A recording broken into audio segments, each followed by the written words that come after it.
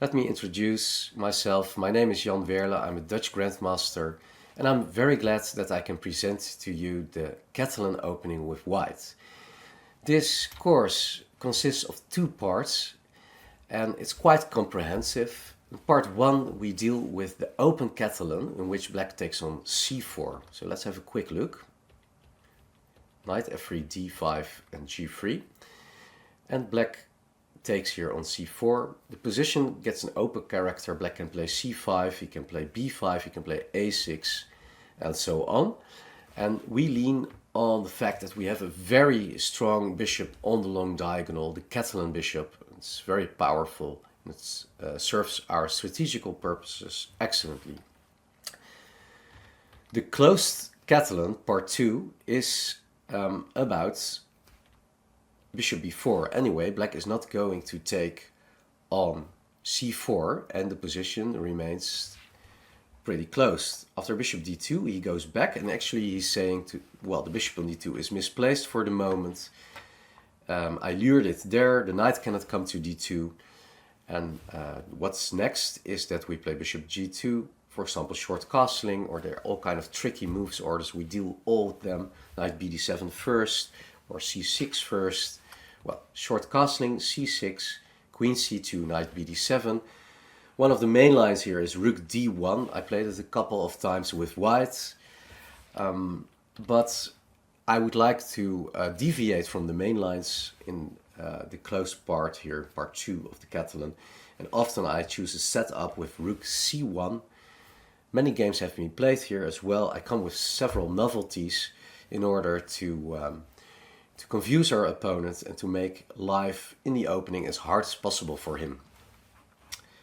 So rook c1, often black plays b6, putting the bishop on b7, rook on c8, and absolutely a very solid, it remains solid, black's position, but there are ways to get an advantage for us. And I'm very happy to share this with you. Now let's go back a little bit.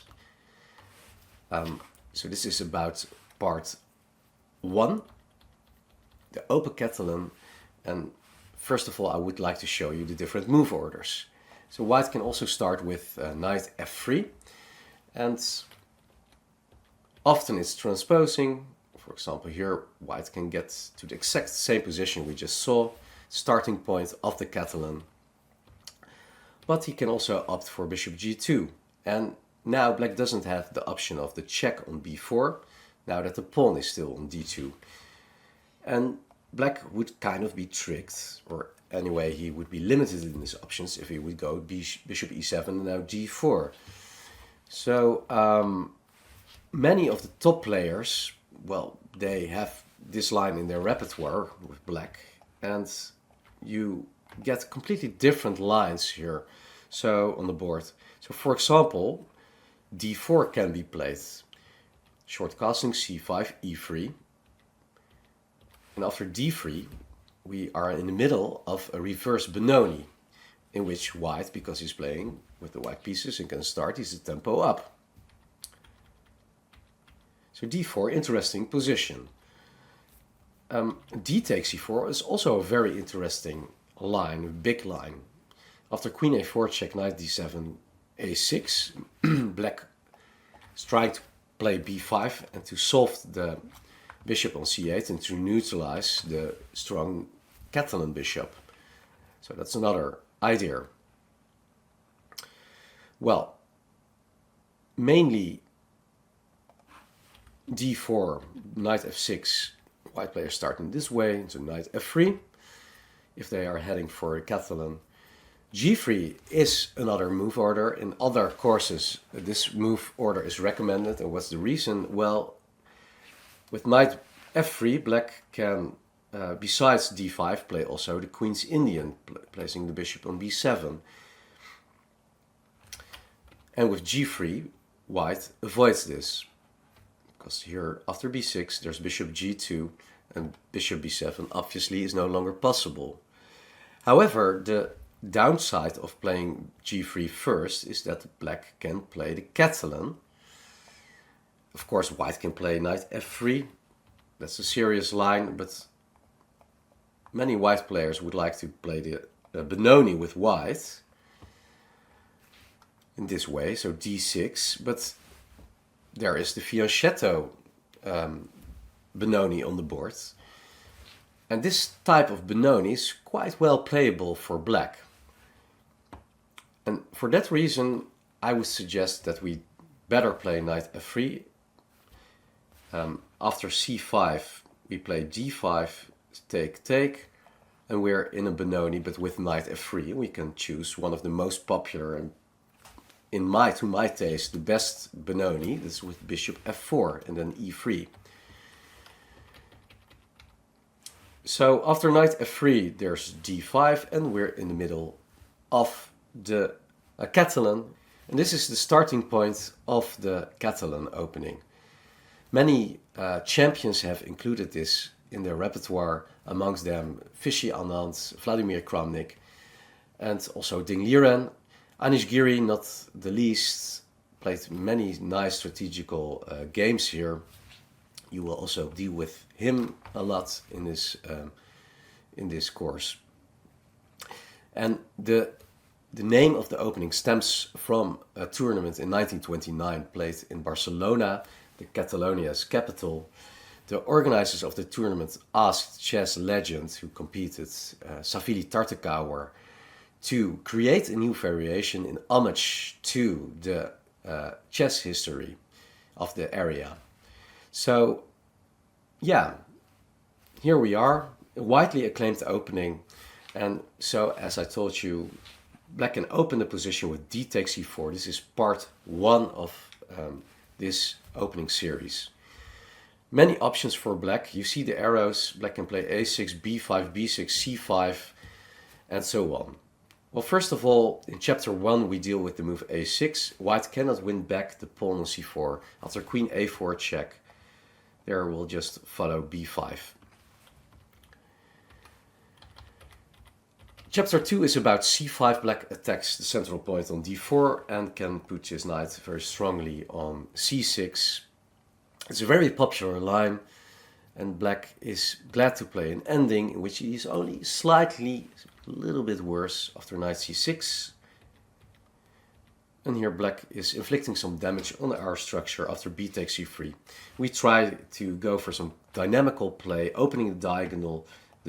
After bc3, the file is opened, and knight b3, knight d4, we get dynamical play here. Interesting line. So chapter 3 is about bishop b4 check, bishop d2. It's also a tough cookie. There c5 is possible, it's a big line. a5 is a very serious attempt, and a lot of recent developments taking place. Then let's have a look at chapter 4, that is knight c6. In one go, black stops white from giving a check and then taking on c4. And he aims for rook b8 and b5 to keep the pawn on c4. Black plays queen a4, and again, interesting options here for black. One of them is knight d7 to bring the knight to b6.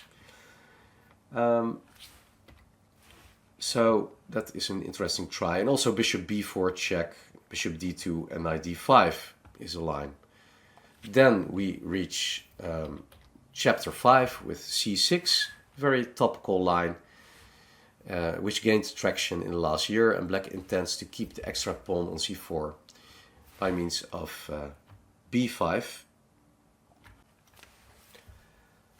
And then last but not least, the lines rising after bishop e7, bishop g2, short castling. Black castles first, and only then he takes the pawn on c4. And black is winning temporarily a pawn. White is trying to gain it back with queen c2. And here in chapter 6 we look at some quite relatively new moves. One is b6. And one of the ideas, of course, is to neutralize the bishop on g2. In the case of knight e5, black takes on d4. And bishop takes a8. White is winning the exchange, but black gets counterplay. For example, bishop a6, just defending the pawn, and playing c5, trying to bring the knight to d4. Another line, which is dealt with in chapter in this chapter is b5. Grishuk played a4, a very nice game with knight d2, knight takes c4. But there are a lot of interesting developments.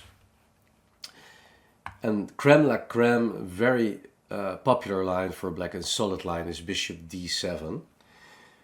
I'm telling you this wrongly because first black plays a6 and the old line went queen takes c4 and then b5, queen c2, bishop b7, and black is actually doing quite okay. He's the database tells us that bishop e4 is scoring pretty well. The old line always went bishop d2 and trying to fix that backward pawn with bishop a5, but now bishop e4 and next is c6, and black managed to equalize here in a convincing way. So after a6, these days almost all world top, this is the modern approach, tries to play a4 just to stop b5, and now black plays bishop d7, queen c4 and bishop c6, solving the problem of the bad bishop. And here, we have several ways to fight for an advantage. We have a little bit more space with the pawn on d4, so bishop g5 is coming, and we're just better here. Please be aware of the fact that in all the lines there's a positional approach. The positions arising are quite secure for us. There's not much risk. Sometimes we're sacrificing the pawn on c4. Black is spending a lot of time with a6 and b5 in chapter 1. I'm trying to revert to. So a6 and b5 to keep the pawn, but we get a huge initiative. On top of all of this, there are exercises in the chapters. You find also model games or in-depth analysis. So crucial positions with a lot of recent developments and interesting games. And I try to give you a bit more understanding in these videos with this in-depth analysis, how to play these type of positions. Thank you, and I hope you join me in this interesting journey in the Catalan opening.